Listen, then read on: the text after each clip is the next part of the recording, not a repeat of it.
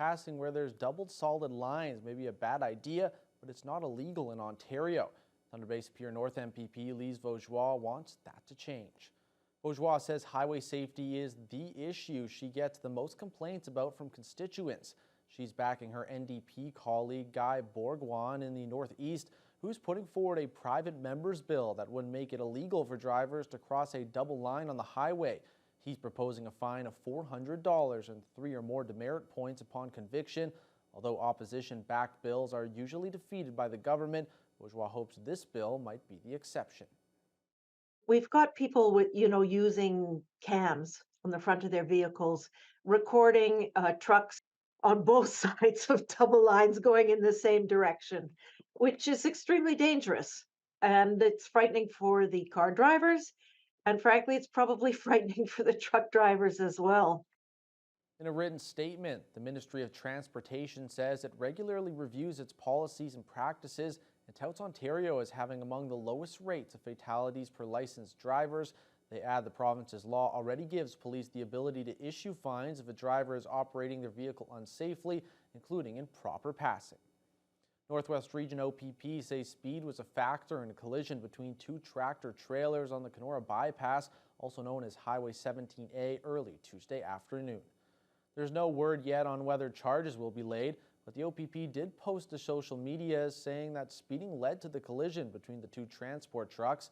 According to police, the driver and passenger of one of the vehicles were transported to hospital with non-life-threatening injuries.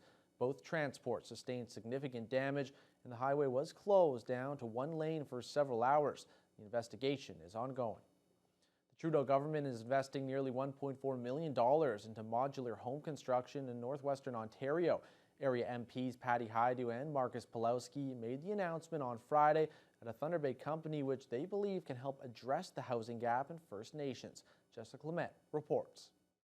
Local MPs Patty Hajdu and Marcus Pawlowski stopped by Smart Modular Canada Friday afternoon to announce a FedNor investment that'll help support economic growth while addressing housing and industry demands. This announcement is for funding of total $1.38 million.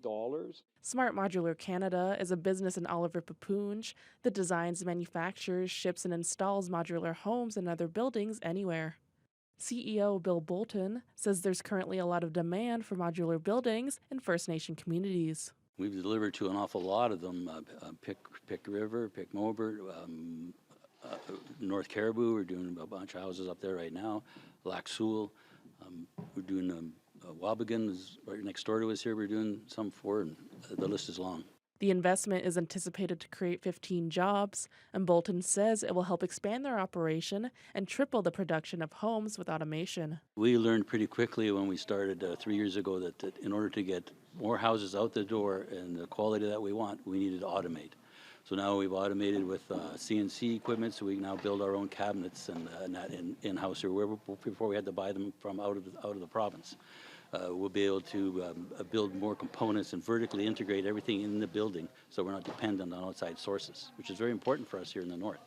Hajdu, who's also the minister responsible for FedNor, says investing in construction innovators like Smart Modular Canada is key to building more affordable housing. There is no one silver bullet to ending the housing crisis, either in community in First Nation or in other municipalities, but every little bit helps. And when we think about investments that Canada is making in First Nations infrastructure development, that has a direct and immediate impact on our local economy. They don't have a lot of contractors there that are building. They have to get contractors from Thunder Bay, and contractors from Thunder Bay are going to charge a premium because they have to go up there. So the prices really go up, which means it's harder and harder in those places to have affordable housing. So to have something like this that can make affordable housing, modular housing, and bring it out there really makes a lot of sense, and it provides real service to those communities and to all of Northwestern Ontario.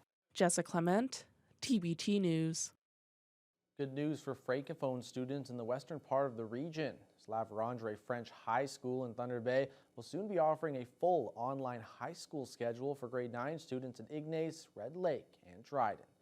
The French Catholic schools in those regions currently only go up to grade 8, and after that, Francophone students have had to go to an English-speaking high school.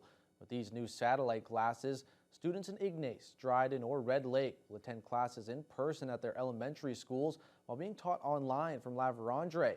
Superintendent of Education Marie-France Toussigna says this was the best way for students to continue their French-speaking education while keeping up with normal routines. We didn't want to have students isolated at home with cameras closed and doing their schooling in their PJs and having missing out on all the social aspect of school, which is very beneficial to their mental health. So we came up with the satellite option, which will allow students to take the bus every day, go to school, be welcomed by a caring adult, and having a little bit more structure and supervision than what we've known in the past. The new program is expected to attract around a dozen grade 9 students in the fall of 2024. And Toussigna says in future years, they plan to expand it to grades 10, 11, and 12, both east and west of Thunder Bay. Meanwhile, students in Wunnaman Lake First Nation are going to class in a brand new building. We'll have that story up next.